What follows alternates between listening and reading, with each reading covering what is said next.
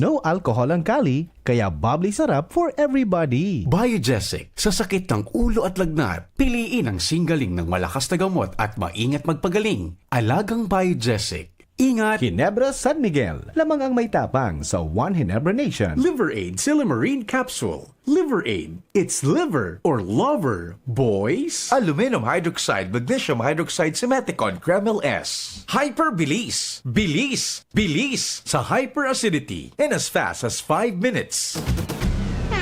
Mga tugang, iskaramusa na sa DCGB!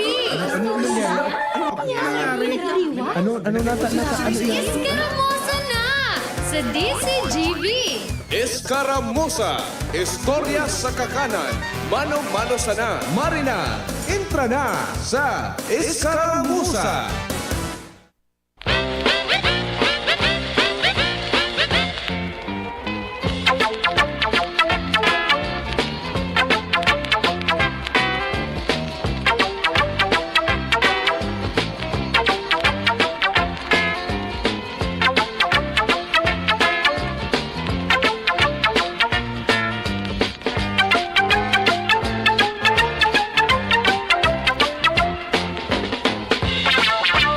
Nomnem, kumusta? Kumain na kayo? Buti pa kayo. Ano dyan? Mariang adobo sa asin. Monday is today, mga tugang, 29th day of April 2024 po. First day kang karawat, mga tugang, sa palarong Bicol 2024. And congratulations po duman sa mga nakapag-rehistro na po ng gold medals sa gininibo po ka sa bagong mga kawat na pagkaaga na. And piglos na kang DepEd sa senda po na official Facebook page, unofficial, mga tugang, na resulta kan kunyan kan kawat, no, kasubagong aga na kung sa inigwana po nin mga nakapag-rehistro, mga tugang ning gold medal. Yan. Sa athletics, shot put boys, secondary, final and official result na po ini kang regular sports. Yan. Ang nakakuha ning gold, iyo po ang Masbate Province sa katauhan ni Generito Topas Jr. Tapos ang silver, napaduman po sa probinsya kang Catanduanes sa katawan man ni John Hill Trinidad. At saka yung bronze medal napaduman sa Camarines Sur sa katawan ni Edward Eric Flores. Yan. Mantang duman sa athletics, 1,500 meter run boys for secondary, official and final and official result po ini kan regular sports. Ang palarong Bicol athletics 1,500 meter run, nakuha po, mga tuga, ang gold medal ni Anthony Carriazo kan Albay Province. Sering man si ang silver napaduman po sa Camarines Sur sa pagi po ni Joper Delvino. At saka ang Sorsogon Province ang bronze medal sa katawan po ni Justwin Guerrero. Yan, mga tugang ang sa tuya po ng mga resulta kan karawat. Okay? Good noon ngaya kay ano yan.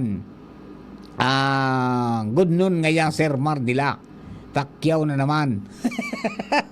Nakatune in, mga tugang, si Gerald Aranya sa Gugon, Legazpi City, LA Drive niya, Gugon, Legazpi City. Habang nagduyan-duyan, may fresh air na dumadampi. Yan. Happy birthday po kay Primay Gris Ann May Ingua Minya. Diyan po sa Bunga, Legazpi City. God bless niya all over the world. Yan. Okay. Pero anduyan mo, Jerica. Jerry la. Garuso, kunyan yan. Pang Air Force. Diba? Alright. Yan, mga kabayan. Sa tuya po ng mga suki. Digdi po sa tuya pong programa, Escaramuza. Ayan, mga tulong bulan man lang po ini. Hanggang Hulyo kita mairibanan digdi. Duman po sa mga kababayan niya to, mga tugang, kadakol bagaan na gano. kadakol. Ano nga ito ngayang baritang manungod sa mga lespo? Sa mga pulis, hindi na sila pwedeng umawak ng cellphone. Di ba? Ayan po, tabi, may may pagbabawal, mga tugang, na ipinaluwas ang bagong appointed bagong tukaw na Philippine National Police Chief, si Police General Romel Marbil, na nagpatanid sa mga pulis na nagagamit ng cellphone for recreational purposes mantang nasa duty. Yan.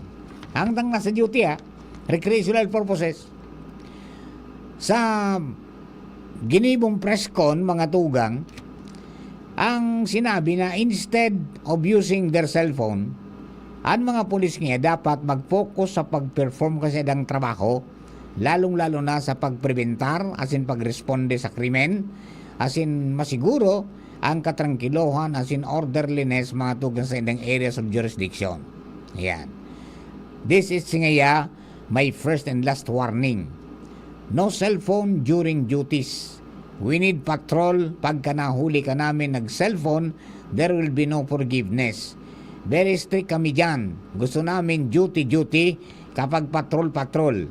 Andito yung mga commanders. Ayan.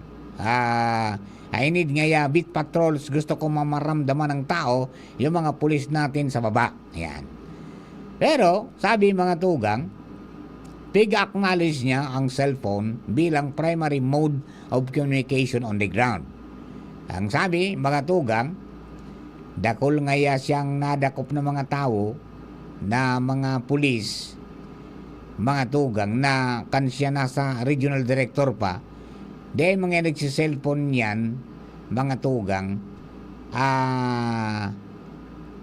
kundi, dahil mga nagsiselfone, tamay apod, kundi naghihiling, nagpi-Facebook, o kaya manood ng video. Kaya, ang sabi, kapag nadakop, may discernment man.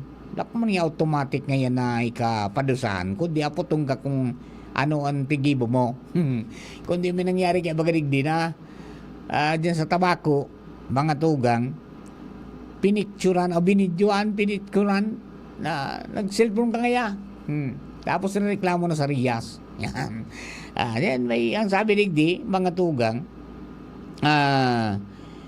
may may discernment man ngayon. What are you doing during that time? Yan po tabi ang mga pigsasabi. May paliwanag man. Ini ang nakakaulang. Minsan natago sana sa gilid, sige saan kasi cellphone. Pangyari. Kundi ang nangyari lugod, dabo na magkarapot cellphone lugod. Di ba? At baka nga mga picture ang kita, sabi, hindi na ako mabuti yan. Pag trabaho. Di ba? Ayan. Erning Azores Orbiada, good noon nga Papamar, watching from EEI Corporation Makati. Uy, mainit dyan mainit sa Manila. Mainit sa Manila. Kaya, kahit po na, taga-sirong-sirong partner, dipisil na ang mga kaganapan dyan, di ba? Alright, duman sa mga tabay niya, ito igwa naman na mga pigluwas, mga tugang ang DepEd na manungod po sa bowl games. Ito yung mga elimination round nito di ba? May mga proseso pa yan. Ito parang mga individual niluwas ito sure bowl na po ito. Hello, sabi ni Joel Balameda, dyan po sa Bakakay. Ngayon, Papa Mar, shout out po. Digdi nga sa Bakakay, may nabakal na 49 pesos per kilo na bagas. Magayon man. Ay, ayos pa na very good yan. Digdi sa ibang mga lugar, mga tugang, talagang pamarahalan ng bagas. hindi bumaba talaga. Kaya may mga pigigibo na sindang mga style kung paano mabawas-bawasanan. Anyway, duman po sa mga kabarangay po niya to, sobrang init ngunyan, kaya magpasiguro po kita, tabi. Yan ang permitang pigo ng bitan, difficile na po kung kamo magulpi ng init, umabot sa punto na magkaigwa ka mo ning heat stroke o heat cramps, mga tugang, na pwedeng ikagadaan, dipisil na po, no? Kaya pasiguro kita, saro lang ang buhay, di ba? Sa panahon mo yan, dipisil magtaga ala Superman. Dari dipisil yan. Ano ngunyan po na pagkaod to alas 12 kasubago, sabi kan si Dara Ramsey, na-record nila kan siya ng ikipahi, 43 ang heat index, di ba? Ayan, parehas kan sa Pag-asa, di ba? Yun yung projection po nila. Kaya danger po yan, no? Nasa peligro kita. Kaya yun po, talagang dapat po na bantayan-tayan, asikasuhan-tayan, di ba? Kang nakali pong Sabado, yung tip baga ng kung pigandaan ta ngaya ang bagyo, dapat ngaya ini ngayang tag-init, pigandaan taman. Di ba? Yung managad baga ni. Dapat na, ngunyan, iba na po ang panahon, talagang painit ng painit. Kaya nga po, yung iba, piggagamit ninda na, sa positibo, piggamit ninda na source of energy, o di ba? Ginibo nindang solar energy, libre, di ba? Everyday, nagsisirang ang aldaw. Hindi ko niya na mainiton, talagang puwerte ang harvest, mga tugang ka, mga photovoltaic cells ta. Kang mga kang mga solar cells ta, mga solar panels ta, pati ang harvest, lalo kung sudarakula. Yan. Ingat-ingat po tabi, mga kabarangay. Ingat man sa kasulok, ingat sa sulok tabi. At ang talagang ang sobrang init kang saldang, mga tugang pwedeng pagsindi, mga tugang kang kan mga dahon na alang, o kaya kunyanta, pasiguro po tabi kita. At dipisil na ang sistema ngunyan, mga tugang, sabi nga ni, dapat permi kitang ice to the ball. Ayan. Sabi ni Director Dudes na Marianito, may nasulo da sa Claveria. Sa Masbate, gigununon mo. Ringat po ka tabi ka mo dyan sa Claveria. Ayan po, and then duman sa mga kababayan po nato, yan, kadakol yung nagnenegosyo ka mga summer coolers. May mga halo-halo, iguaning shake, tapos iguaning ice crumble. Siguro kung saan natatabi na maray ang pagkakagibo kayan, malinig ang pagkagibo. Sabi po mga tugang kan, sa tuya pong Department of Health, matindi yun duman sa matindi sa mga Bombay, yung mga Indian National duman sa Iloilo. Puminarada sarong pick up na kinagan ki trapal baga, na sumaibog na trapal. Tapos kinagan ki mga yelo buda, may mga soft drinks buda, may mga tubig libre. Pigpanaw sa Iloilo. Matindi kaya ang init duman. Yan mo Iloilo, yung bilib ako dyan sa Iloilo. Yung mga farmers ka nagpa-share po kami dyan, naka-develop po sindaning paagi kung paano makapag-endure, makapag-cope up mga tugang sa extreme na weather na namamatiin ninda. Araw kayo during these days na araw kayo mga tugang mainiton, yan sa hindi talagang extreme heat ba talaga. Nag-aral lang ang daga, nagbaratak po yan. Pero nag-ibon nila yung paagi, nagbuktak sila ng garo Pag-asa, Weather Bureau, na ang target sa mga parao mo maabisuhan. Tapos nag-ibo sila itong sa mga kalot-kalot na may mga tubig, parang impounding, na pigagamit ninda mga tugang during these days na wala talagang tubig, nag-uro pa sa mga salog. Di ba? Pagkatapos, during naman sa mga sa mga grabing pag-uran, pinaghandaan man nila yan. Kaya minsan sa ibang mga lugar, mga tugang na-adapt ninda kung anong mga dapat na giribuhon. Yan man ang mga dapat na adalan mga girosigdi. Di databi, sa tuya, naramatian ta, puro taon-taon may nangyayari po na mga tagmara. So, yan, maghanap na ning mga pananom, mga tugang na resilient sa sobrang init. Na pwede pong makasurvive, mga tugang maski mainiton. Yan ang mga dapat na itaranom na mga varieties na yan.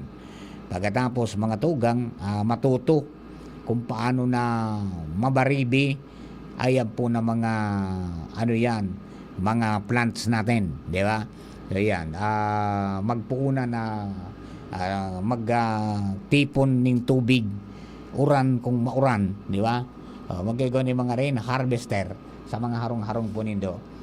Uso na bagang yan dyan uyan na imbis na magkagkaki GI na sagurong, ang gigibo ninda, mga tugang na sagurong, yung downspout, ang gigibo, so plastic, tapos sisalod na sa tubig, diretso duman sa tangki. Di ayos wag, di may tubig na sinda. Iyan po, sa mga kababayan ta, likay-likay sa na po, tabi ta, dipisil na, ngunyan pong mga panahon, saro lang po ang buhay ta. Ngayon, maglikay, mga tugang, magsunod sa mga patanid, kan mga otoridad, tangani pong day kita maiswids. Alright, paano, mga tugang, mapangudto naman kita. Sa Indo ka, boss, salamaton pong maray. Thank you sa pagantabay. Sagod naman sa aga. Habang nga pumasok na programa after the news break, Father Boots Bombase para po sa Marhay na Hapon program. Thank you. Attention! Attention! Mga paraantabay, may marhay na bareta. Ang DZGB nasa cellphone na! Yes po! Madadangog na ang DZGB sa saindong mga cellphone. Sa katuyuhan na mas lalo kamong mapagserbihan, asin dagdag na konbinyensya sa Saindo Gabos, ang DZGB. Pwede nang ma-access sa paagi kan sa indong cellphone. I-download lang sa indong mga Android phone ang DZGB app sa paagi kan Google Play Store, asin Apple App Store, asin nanapo ng DZGB Live. I-install sa indong gadget, asin malinig nindong madadangog ang DZGB. Libre po ini. DZGB. Number 1 na, may Facebook Live pa. Ngunyan, may DZGB Live app na. O, ano pang pigahalat nindong mga paraan tabay? Download na! Come to the Metro and you will find everything you need. So keep this in mind. Something smarty. Something smart.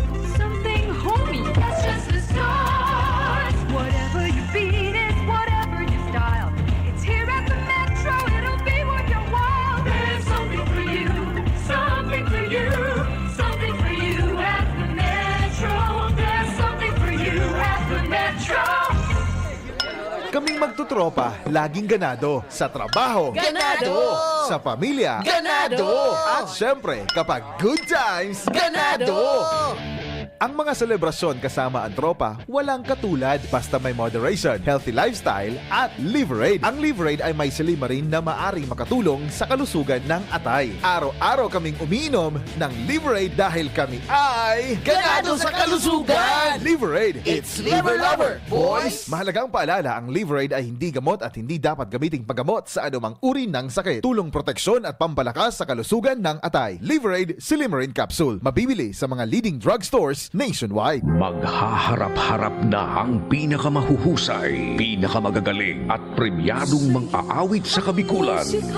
Inihahandog ng Ako Bicol Party List ang mahigit isang dekadang pagtatanghal ng urugmahan, karantahan, asin tarabangan. Season 10. Sino-sino ang tatanghaling kampyon sa kids category, adult category, at pwede pa kami category. Urugmahan, karantahan, asin tarabangan.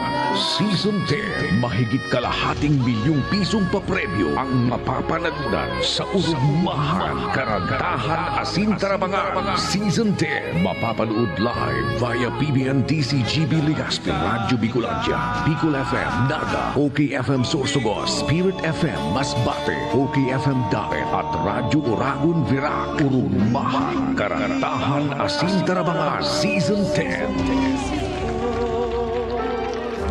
Radyo Balagon Kaito, DCGB Ngunyan. Anainot, pirming nanginginutan. Always number 1. Always number 1. DCGB 729 kHz. Enot sa Bareta. Enot sa Gabos.